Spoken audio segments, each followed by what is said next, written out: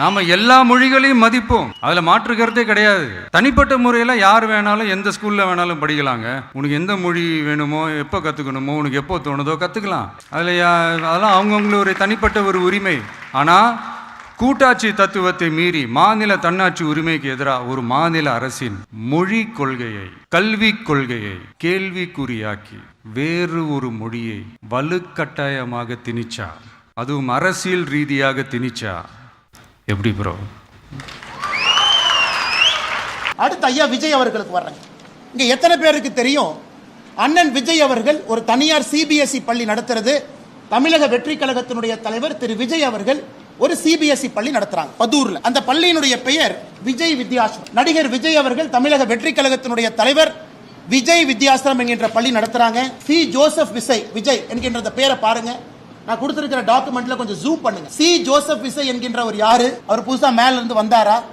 அவருடைய இடத்தை 35 ஆண்டுகள் 2017 இருந்து 2052 வரை திரு ஜோசப் விஜய் அவர்கள் அவருடைய இடத்தை ஒரு அறக்கட்டளைக்கு 35 ஆண்டு லீஸ் கொடுக்கிறார். அந்த அறக்கட்டளை யாருடைய பேர்ல ரெஜிஸ்டர் ஆயிருக்குன்னா திரு சந்திரசேகரன் அவருடைய பேர்ல, எஸ்.ஏ. சந்திரசேகர் அவருடைய பேர்ல அந்த அறக்கட்டளை ரெஜிஸ்டர் ஆயிருக்கு.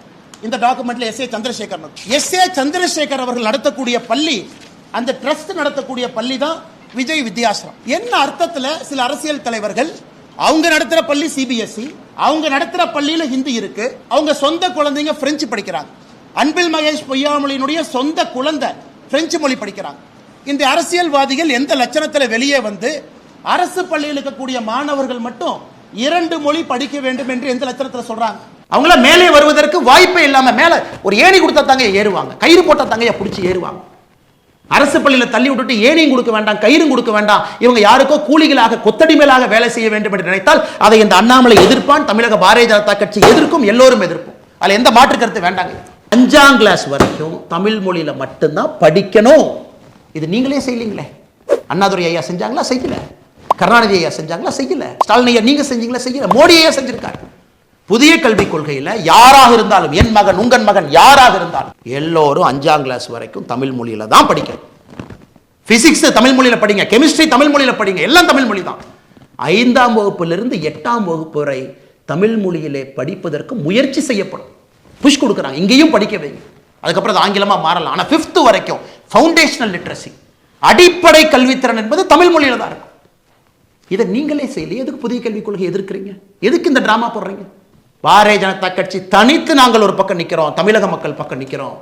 எங்களுக்கு 3 மொழி வேண்டும், 4 மொழியும் வேண்டும், 5 மொழியும் வேண்டும். ஆனா அரசு பள்ளியிலே படிக்கக்கூடிய 52 லட்சம் மாணவர்களுக்கு மட்டும் ஏன் 2 மொழி? 56 லட்சம் தனியார் பள்ளிக்கூட குழந்தைகளுக்கு, அதுல 30 லட்சம் பேர் சிபிஎஸ்இ, ஐசிஎஸ்இ, ஐபி, இவங்களுக்கெல்லாம் ஆல்ரெடி 3 மொழி படிக்கிறாங்க. என்னங்க ஐயா நியாயம்? எத்தனை பள்ளிக்கூடம் நடத்துறீங்க? அது பேசி பேசி பேசி பேசி காதுல புண்ணாயிருச்சு எல்லாத்துக்கும். திமுக காரங்க நடத்தக்கூடிய பள்ளிக்கூடம், நீங்க நடத்துற சிபிஎஸ்இ பள்ளிக்கூடம், அதுல நீங்க சொல்லிக் கொடுக்குற மொழி, அதுக்குள்ள எனக்கு போவே விரும்பலை. எல்லாருக்கும் தெரியும் திமுக காரங்க நடத்தக்கூடிய பிரைவேட் ஸ்கூல்ல 3 மொழி, அதுவும் தமிழ்ல பேசினா ஃபைன் போடக்கூடிய ஸ்கூல் திமுக காரங்க நடத்துறீங்க. இங்கிலீஷ்ல தான் பேசணும், அப்பதான் அவங்கள பெரிய ஆட்களா வருவாங்க. காரணம் 1965 ஏற்பட்ட குளறுபடிகள். தமிழகத்தில் ஒரு மொழியை திணித்து அதைத்தான் படிக்க வேண்டும் என்று சொல்லி தமிழக மக்களை எல்லாம் கிளர்ச்சி அடைய செய்து மத்தியில் இருந்த காங்கிரஸ் ஆட்சி பெரும் பிரச்சனை ஏற்படுத்தியிருந்தார். அதனால் தேசிய கட்சின்னு சொன்னாவே கொஞ்சம் ஓரத்திலிருந்து பார்க்குற ஒரு சாதாரண மனிதனாக நான் இருந்து வந்தேன். 2019 மே 31ஆம் தேதி புதிய கல்விக் கொள்கை, நியூ எஜுகேஷன் பாலிசி, அந்த கமிட்டியினுடைய தலைவராக இருக்கக்கூடிய கஸ்தூர் ரங்கன் ஐயா, ஐஎஸ்ஆர்ஓவில் பெரிய மனிதராக இருந்தவர், அந்த ரிப்போர்ட்டை கொடுக்குறாங்க. அந்த ரிப்போர்ட் மோடி ஐயாவுக்கு கொடுக்கப்பட்ட பொழுது அதில் என்ன சொல்லியிருந்தாங்கன்னா, இந்தியாவில் எல்லாருமே 3 மொழிகளை கற்க வேண்டும். முதல் மொழி நம்முடைய தாய்மொழியாக இருக்கணும், தமிழகத்தை பொறுத்தவரை தமிழ் மொழியாக இருக்கணும். 2வது மொழி ஆங்கில மொழியாக இருக்கணும். 3வது மொழி கட்டாய ஹிந்தியாக இருக்க வேண்டும் என்று மே 31, 2019 கொடுக்கப்பட்ட ரிப்போர்ட். அது மோடி ஐயாவுக்கு வந்தோடனே கேபினெட்ல மோடி ஐயா வச்சு இது ஏற்புடையது அல்ல, 1965 இதே தான் ஓடிட்டு இருக்கு, 68 புதிய கல்விக் கொள்கையாக இருக்கட்டும், 86 வந்த அடுத்த கல்விக் கொள்கையாக இருக்கட்டும், எல்லாத்திலும் இதே பிரச்சனை தான். ஆனால் நம்முடைய புதிய கல்விக் கொள்கை என்பது மாறுபட்டு இருக்க வேண்டும் என்பதற்காக பாரத பிரதமர் நரேந்திர மோடி அவர்கள் ஜூன் 3ஆம் தேதி 2019 இந்த கமிட்டி கொடுத்த ரிப்போர்ட்டை மாத்துறாரு. 3 மொழிகளை கற்க வேண்டும், உண்மைதான். காரணம், உலகம் மாறிவிட்டது, முன்னேறி கொண்டிருக்கிறது, எல்லாரும் நிறைய மொழி தெரிஞ்சுக்கிறாங்க. முதல் மொழி தாய்மொழி தமிழாக இருக்கட்டும், 2வது மொழி ஆங்கிலமாக இருக்கட்டும், 3வது மொழி கட்டாய ஹிந்தியாக இருக்கக்கூடாது. இந்திய மொழிகளில் உங்களுக்கு பிடிச்ச ஏதோ ஒரு மொழியை கற்றுக்குங்க. அதாவது ரிப்போர்ட் கொடுக்கப்பட்டது கட்டாய ஹிந்தி மொழி. காரணம் 68 அப்படித்தாங்க. அப்போ இருந்த கல்விக் கொள்கை அப்படித்தான். ராஜீவ்காந்தி ஐயா காலத்தில் வந்த 2வது கல்விக் கொள்கை அப்படித்தான். ஆனால் மோடி அவர்கள் அதை மாற்றி 3 மொழி கற்றுக்குங்க, தமிழ் மொழி கற்றுக்குங்க, ஆங்கில மொழி கற்றுக்குங்க, பிடிச்ச ஒரு ஹிந்தி மொழியை கற்றுக்குங்க, மலையாளம் கற்றுக்குங்க, தெலுங்கு கற்றுக்குங்க, கன்னடம் கற்றுக்குங்க, எந்த மொழி பிடிக்குதோ, ஹிந்தி பிடிக்குதோ அதையும் கற்றுக்குங்க என்று சொல்லித்தான் இது வெளியே வந்துச்சு. என்னுள்ள அது தனிப்பட்ட முறையில் ஒரு பெரிய ஒரு மாற்றத்தை ஏற்படுத்தியது. ஒரு மத்திய அரசில் இருக்கக்கூடிய பிரதமர், தமிழ்நாட்டை சாராதவர், குஜராத்தை சார்ந்தவர், 5 ஆண்டு காலம் வெற்றிகரமாக ஆட்சியை நடத்திட்டு 6வது ஆண்டில் அடியெடுத்து வச்சிருக்கிறாங்க 2019. அந்த மனிதர் எந்த அளவுக்கு யோசிக்கிறாருன்னா, ஹிந்தி தெரியாத மாநிலங்கள் எப்படி யோசிப்பாங்கிறது ஒரு பிரதமர் யோசிச்சு கொண்டு வர்றார். என்னை பிஜேபியில் இழுத்து என்னை ஒரு தொண்டனாக நான் இணைத்து கொண்டதற்கு பல காரணங்கள் இருந்தாலும் கூட இது ஒரு முக்கிய காரணம் என்னுடைய தாய்மொழி தமிழ் மொழிக்கு மோடி ஐயா மரியாதை கொடுத்திருக்கிறாங்க என்பது மிக முக்கியமான ஒரு காரணம். என்னை போல லட்சக்கணக்கான தொண்டர்கள், இளைஞர்கள், சகோதரிகள் எல்லாம் பாரதிய ஜனதா கட்சி இணைந்து கொண்டிருக்கின்றார்கள். காரணம், ஒரு தேசிய கட்சியாக இருந்தாலும் மாநில நலனை முன்னிறுத்தி அரசியல் செய்ய முடியும், ஆட்சி செய்ய முடியும் என்பதை 11 ஆண்டு காலமாக தொடர்ந்து நம்முடைய பாரத பிரதமர் நரேந்திர மோடி அவர்கள் நமக்கு காண்பித்துக் கொண்டிருக்கின்றார். ஆனால் இன்னைக்கு தமிழ்நாட்டில் பாருங்க என்ன அநியாயம் பண்ணிட்டு இருக்காங்க. அதே பழைய பஞ்சாங்கத்தை அப்படியே தூக்கிட்டு வர்றாங்க. 1965 பஞ்சாங்க மாடல். அந்த பஞ்சாங்கத்தை அப்படியே ஓப்பன் பண்றாங்க. ஐயோ ஹிந்தி மொழியை திணிக்கிறாங்க, நாங்கள் ஆர்ப்பாட்டம் பண்ண போறோம். எப்படி ஹிந்தி மொழியை திணிக்கிறாங்க? ஹிந்தி மொழியை யார் திணிக்கின்றார்? 3 மொழி படிக்க வேண்டும். காரணம், உலகம் ஃபுல்லா படிக்கிறாங்க. தமிழ்நாட்டினுடைய ஸ்டாட்டிஸ்டிக்ஸை பாருங்க ஐயா.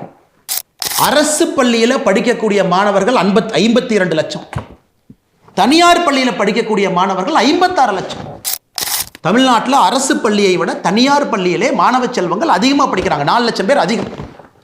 தனியார் பள்ளியில் படிக்கக்கூடிய மாணவர்களும் ஸ்டேட் போர்டு சிலபஸ் இருக்கு, சிபிஎஸ்இ இருக்கு, ஐசிஎஸ்இ இருக்கு, ஐபி சிலபஸ் இருக்கு. இதெல்லாம் எடுத்து பார்த்தீங்கன்னா 30 லட்சம் பேர் சிபிஎஸ்இ, ஐசிஎஸ்இ, ஐபி இதுக்குள்ள வந்துகிட்டு இருக்காங்க. அப்படி என்றால் குறைந்தபட்சம் 30 லட்சம் மாணவர்கள் தமிழ்நாட்டில் 3 மொழி படிக்கிறாங்க. 3 மொழி படிக்கிறாங்க. தமிழ் படிக்கிறாங்க, ஆங்கிலம் படிக்கிறாங்க, 3வது ஏதோ ஒரு மொழியை படிக்கிறாங்க. ஏன் இவ்வளவு பேசுறாரே நம்முடைய கல்வித்துறை அமைச்சர் அன்பில் மகேஷ் பொய்யாமொழி அவர்கள்? அவருடைய மகனே தமிழ் மொழிக்கு பதிலாக பிரெஞ்சு மொழியை படிக்கிறாரு பிரைவேட் ஸ்கூல். நம்முடைய பள்ளி கல்வித்துறை அமைச்சருடைய அவலத்தை நான் சொல்றேன். எப்பொழுதுமே தனிப்பட்ட ஒரு மனிதனை வெளியே கொண்டு வருவது என்னுடைய நோக்கம் அல்ல. ஆனால் இந்த நேரத்தில் நான் பேச வேண்டிய கட்டாயம். அவர் பிரெஞ்சு மொழி படிப்பது தப்பில்லைன்னு நான் சொல்றேன். பிடிச்ச மொழியை படிங்க, 3வது மொழி படிங்க. ஆனா உங்க குழந்தை பிரெஞ்சு மொழி படிக்கணும் பிரைவேட் ஸ்கூல்ல. இந்த 52 லட்சம் பேர் அரசு பள்ளியில தட்டு தடுமாறி, அதில் லட்சக்கணக்கான மாணவர்கள் வெறும் மரத்துக்கு கீழே வெயில்ல உடைஞ்சு போன ஒரு பிளாக் போர்டை வச்சுக்கிட்டு குறைவாக ஆசையில் இருக்கக்கூடிய அந்த நேரத்தில் அவங்க படிச்சுட்டு இருக்காங்க. இதை எப்படி ஏற்றுக்க முடியும்? முதலமைச்சர் ஸ்டாலின் அவங்ககிட்ட இருந்து ஆரம்பிச்சு கடைசி திமுக கவுன்சிலர் வரைக்கும் நான் சொல்றேன்.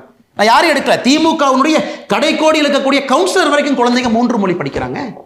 பிரைவேட் ஸ்கூலுக்கு போகிறாங்க. படிக்கணும். ஏன்னா அவங்க படிக்கணுமா, வெளிநாட்டுக்கு போகணுமா, நல்லா சம்பாதிக்கணுமா, மல்டிநேஷனல் கார்பரேஷனில் வேலை பார்க்கணுமா, சிவில் சர்வீஸ்க்கு வரணுமா, அரசியல்வாதிகளாக வரணும். ஆனால் அரசு பள்ளியிலே படிக்கக்கூடிய 52 லட்சம் மாணவர்கள் நாம் என்ன பண்ணணுங்க? இவங்களுக்கு போஸ்ட் ஓட்டணும். இது அவங்க நோக்கம்.